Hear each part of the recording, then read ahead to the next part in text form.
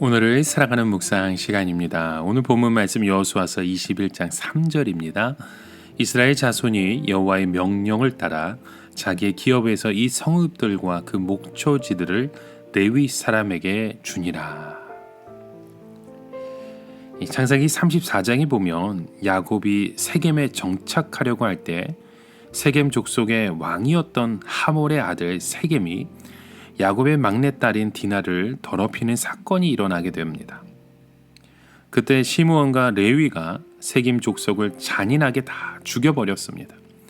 이 사건은 야곱에게 큰 충격과 분노가 되었죠. 그래서 야곱은 이것을 잊지 않고 자신이 죽을 때 시므온과 레위를 저주하게 됩니다. 이들에게는 분깃도 없고 다 흩어질 것이라고 말했죠.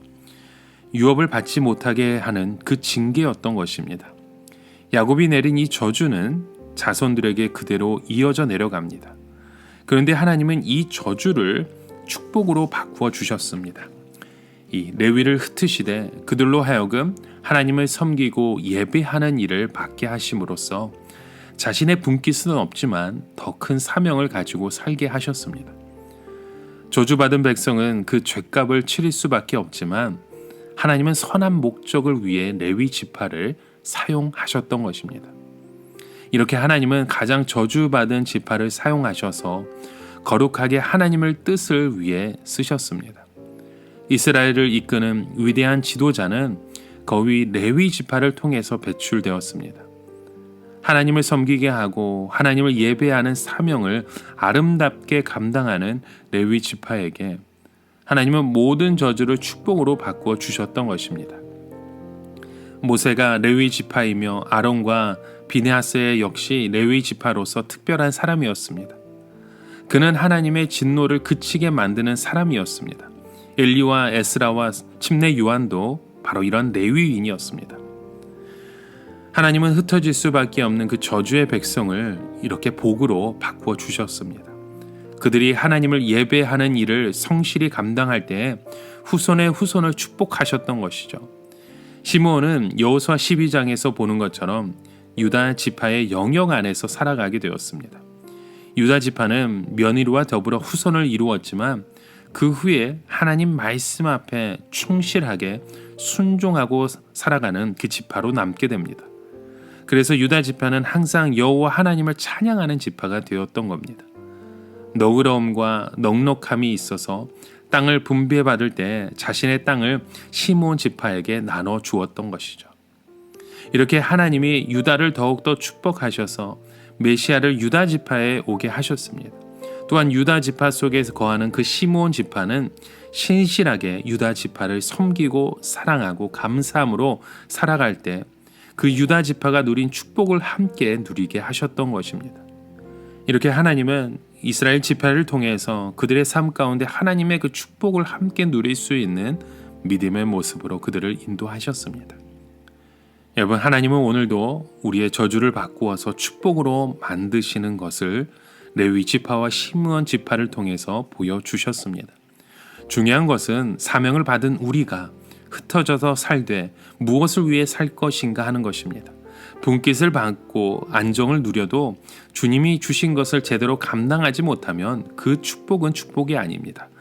저주가 될 수밖에 없습니다. 또 우리의 삶이 그런 그 고통과 저주의 삶을 이어받았다 할지라도 능히 이것을 축복으로 바꾸시는 분이 하나님 아버지라는 사실을 여러분 기억하며 오늘도 우리가 하나님께 순종하며 살 때 감히 누리지 못했던 그 축복을 우리에게도 허락하시는 줄 믿습니다. 그러기 위해서는 우리의 가운데 이런 회개와 사명을 향한 그 순종과 섬김을 통해 우리 주님을 바라봐야 합니다. 하나님은 레위 지파를 흩으시고 분깃도 주지 않으셨습니다.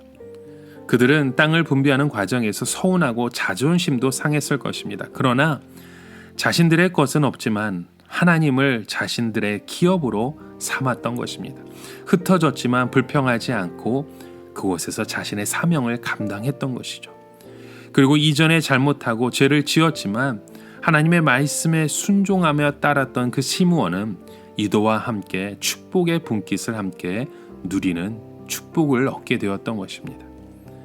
여러분, 오늘 우리가 우리의 조상으로부터 저주와 잘못된 것을 받아서 고생하고 수고한다고 탄식하는 것이 아니라, 나에게 이토록 축복의 분깃이 없다고 한탄할 것이 아니라, 어디에 있든 무엇을 하든 주님을 위해, 또 주님의 뜻을 위해 살아갈 때에 주님이 능히 우리의 모든 저주를 바꾸어 주시고 주님이 주시는 땅에서 더불어 복을 받는 백성으로 세워가실 수 있음을 여러분 기억하시길 바랍니다.